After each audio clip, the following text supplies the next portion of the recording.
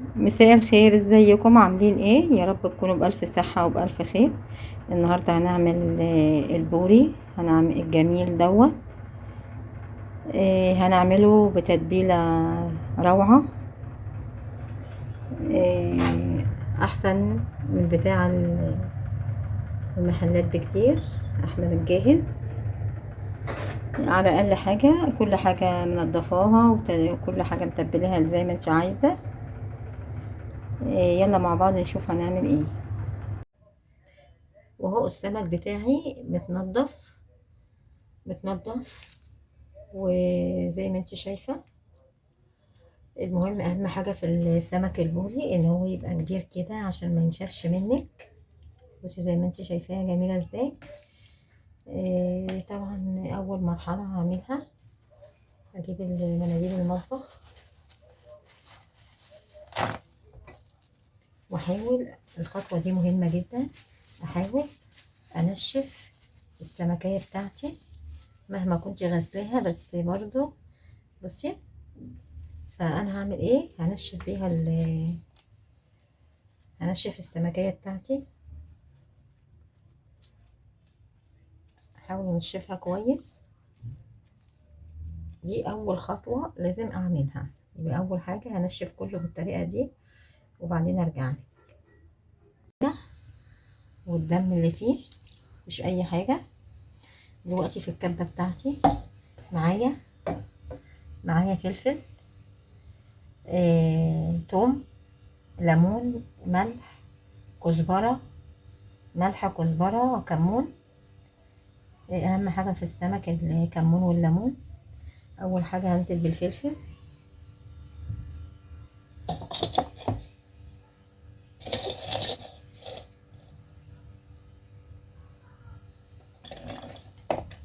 طبعا ده فلفل حار، ده مش بارد، عشان كده مرضتش احط شطة. والتومة بتاعتي احط المكونات زي ما انت شايفة كلها واضربها في الكبة وبعد كده هوريها لكم تاني.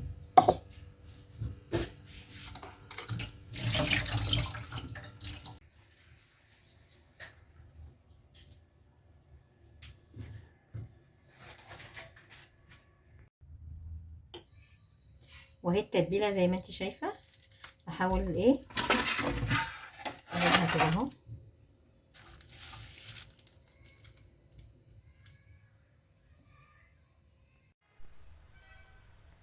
واهو حطيت ورق فويل. هجيب التتبيلة بتاعتي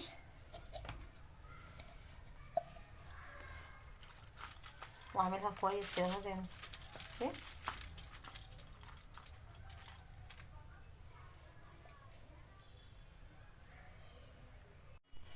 وهتبلها كلها. دي اول تتبيلة عندي، دي كده اهوت اول تتبيلة. معلش عشان الصوت اللي في الشارع. وهي بعد ما تبلتها، والتتبيلة التانية معايا بصل، طماطم، فلفل، طبعا البهارات بتاعتي هي كمون،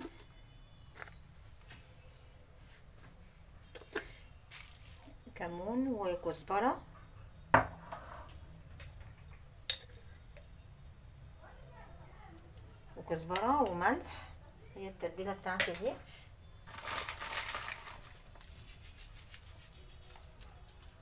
وهفضل وحته تومه اهي، وهفضل ادعك كله كده مع بعضه.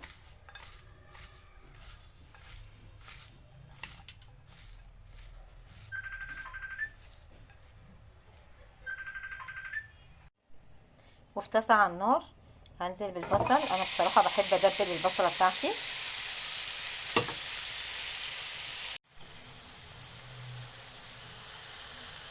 وابتدي وهي كده اهوت كملتها بالشكل دوت. هعمل كل الكميه واوريها لكم تاني.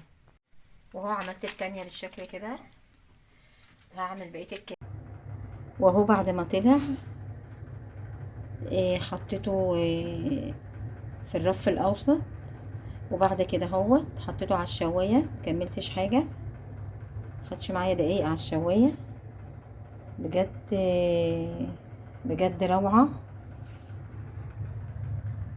روعه روعه، والتتبيله بتاعته كانت جميله. ولو عجبك الفيديو ما تنسينيش في اللايك والشير والاشتراك في القناه عشان يوصلك كل جديد. باي باي.